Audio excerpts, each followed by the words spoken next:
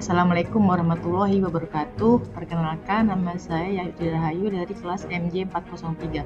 Di sini saya akan mempresentasikan ujian akhir semester tahun ajaran 2024-2025 mata kuliah manajemen perbankan dengan kasus raibnya deposito 110 miliar nasabah menduga ada pemufakatan jahat di BNI, dengan dosen pengampu Bapak Wahyu Purbo Santoso SE MM CPRM.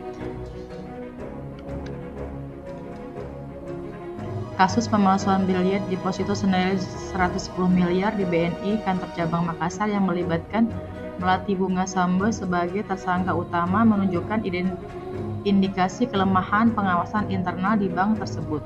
Meski Melati hanya pegawai bagian umum, besarnya nilai deposito dan kompleksitas kasus menguatkan kecurigaan adanya keterlibatan manajemen atau pihak lain dalam perbankan atau luar bank yang berkonspirasi melakukan pemalsuan, sebagaimana dikhawatirkan oleh nasabah seperti Andi Idris Manggabarani.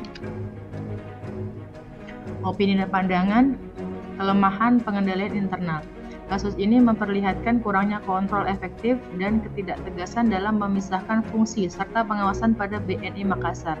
Seorang pegawai non-keuangan berhasil memanipulasi dokumen deposito besar tanpa diketahui atasan yang mengindikasi lemahnya pengawasan.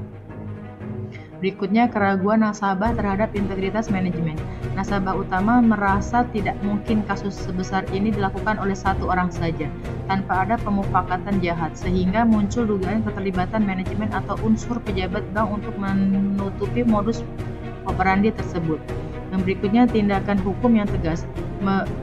Penetapan Melati dan dua tersangka lain seperti proses hukum yang berjalan menunjukkan komitmen aparat penegak hukum dalam mengusut kasus ini.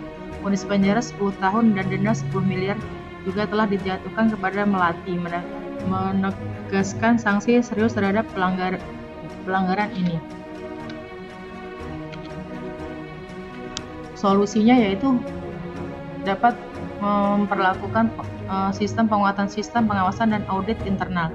BNI harus meningkatkan sistem pengendalian internal yang meliputi audit rutin, kontrol berlapis dan di setiap transaksi deposito, serta mekanisme pengecekan silang antara bagian keuangan dan bagian umum.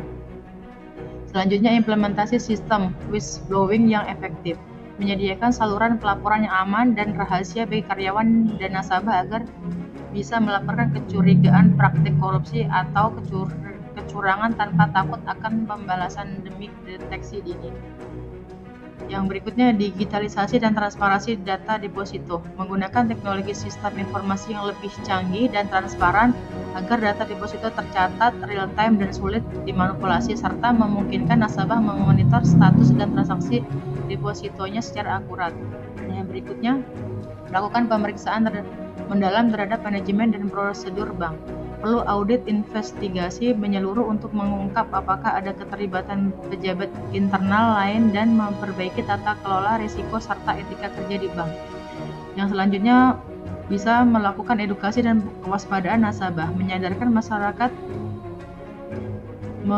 nasabah agar lebih cermat dan kritis terhadap tawaran produk keuangan serta dokumen yang diterima, khususnya terkait investasi dan deposito dalam jumlah besar.